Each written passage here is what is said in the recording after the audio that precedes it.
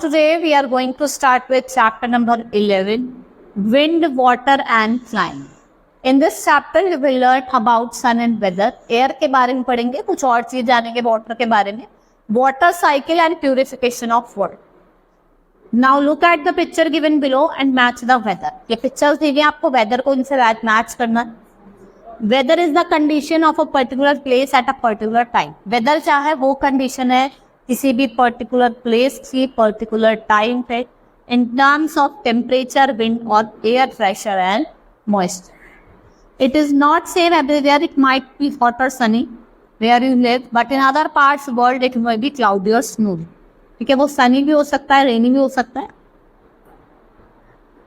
Now sun and weather. Sun से क्या होता है? There is a changes. Sun क्या कॉज करता है? Changes in the weather. और जो मूवमेंट होती है एयर की, फॉर्मेशन ऑफ क्लाउड की and the change of forms of water is due to the heat of sun. तो ये सब किसकी वजह से हो रहा है? सन की हीट की वजह से हो रहा है. We know that rotation of the earth causes about this axis. देखो जो रोटेशन होता है वो क्या कॉज करता है? Changes in day and night. ठीक है. We also know that sun shines very brightly overhead at noon as the sunlight falls directly on the earth and thus it is very hot at noon. लेकिन अगर हम morning और evening की बात करें तो जो रेज है सन की वो स्लैंटिंग पड़ती है और अर्थ पे ज्यादा हीट नहीं पहुंचती.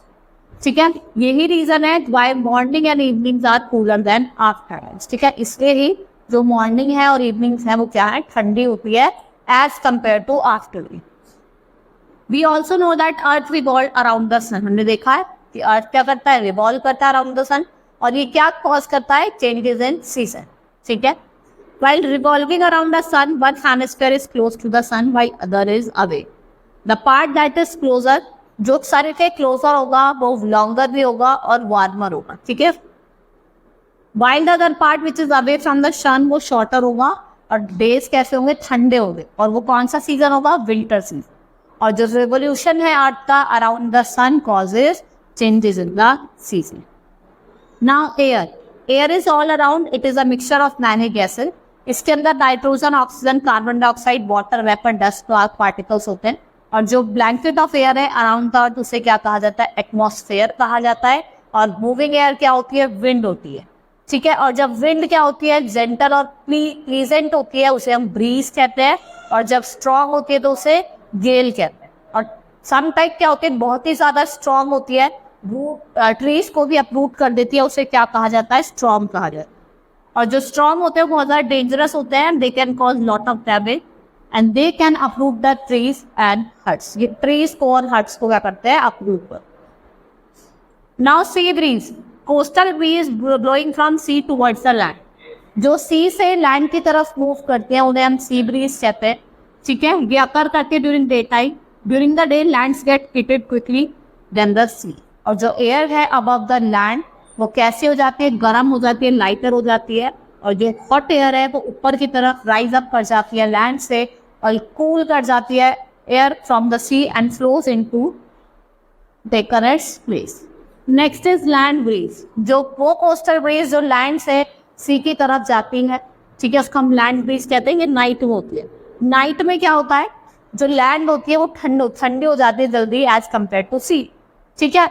तो जो एयर है अबव द सी वो वार्मर होती है देन द लैंड एयर. और क्या होता है? जो वार्म एयर है वो ऊपर उठ जाती है. ठीक है. और जो कूल एयर है लैंड की वो रशेस टुवर्ड द सी. वो किधर की तरफ जाती है? सी की तरफ. Now next is more about water. ये तो आपको पता ही होगा कि जो हमारे अर्थ है उस पे 3/4 पार्ट हमारा किससे कवर्ड है? पानी से. पानी आपको कहाँ का मिलता है? Water is found lakes, river, seas और ओशन. आपको अंडरग्राउंड में मिलता है, इवन इन द एयर में मिलता है in the form of water vapour. Water have 3 states. हम 3 स्टेट्स पढ़ेंगे.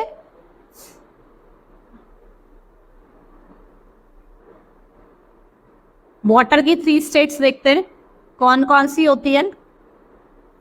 सॉलिड, लिक्विड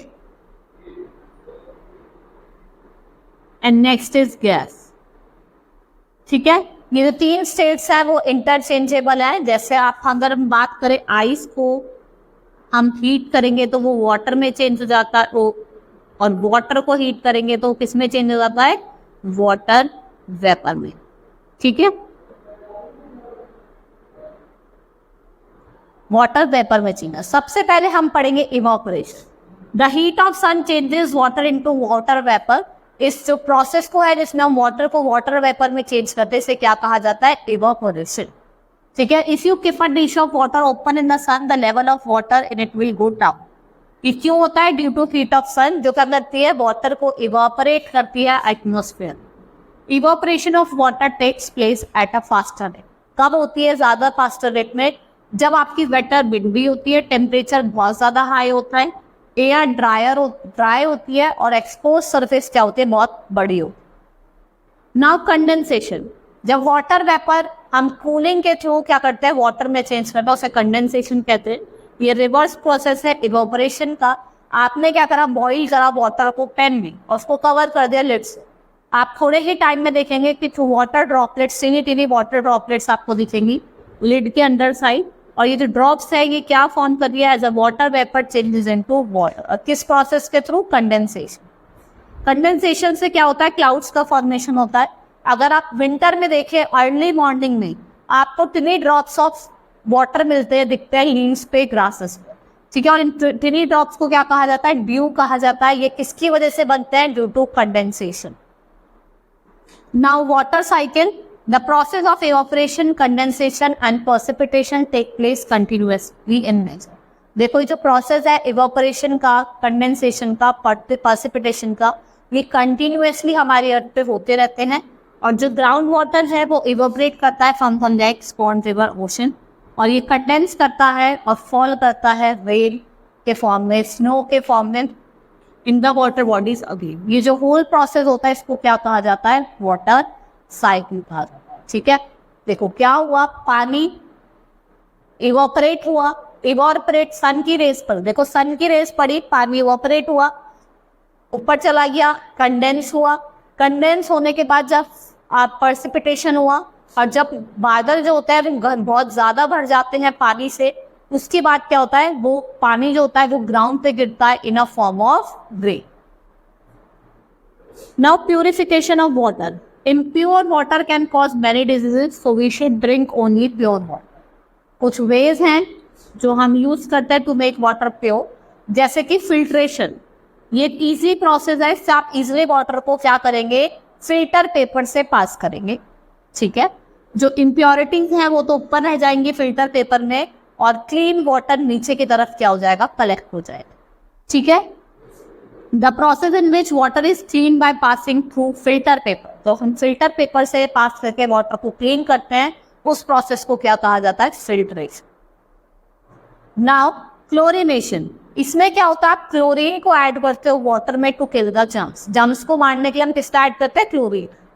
ठीक है, chlorination is the process of adding chlorine to the water. Next is boiling. ये सबसे इजिएस्ट वे है जिससे आप वाटर को प्योर कर सकते हैं। आप पानी को क्या करेंगे? बॉइल करेंगे और फिर उसे ठंडा होने रख देंगे 10 to 15 मिनट्स। उसके बाद क्या होता है? उसके जम्प्स जो है वो मर जाते। देन आप उसको स्टोर करके रख सकते हो किसी क्लीन यूटेंसिल में, and then afterward you can drink that water. Next is sedimentation and decantation.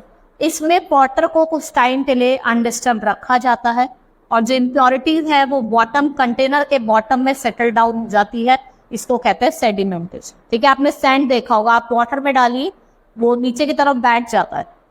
ठीक है, जब प्योर वाटर को हम सेपरेट करते हैं by pouring out clean water into a vessel, इसको क्या कहा जाता है? इस प्रोसेस को कहा जाता है डिकेंटेशन। देखो मडी वाटर है, सेडिमेंट जमा हो, देखो क्या कर रहा है? क्लीन वाटर को डाल रहे हैं, और जो वैसा पानी है उसका ऑयल होता है वो ऊपर की तरफ आ जाता है। ठीक है, hope you understood the chapter. ठीक है, we have studied about different types of methods of cleaning water। filtration पढ़ा, क्लोरिनेशन पढ़ा, ठीक है, सेडिमेंटेशन, डिकेंटेशन पढ़ा, and then we have studied about air पढ़ी थी हमने, क्या होती है, हमने कुछ वाटर के यूजेस देखे थे। Hope you understood the chapter. That's all for today. Thank you.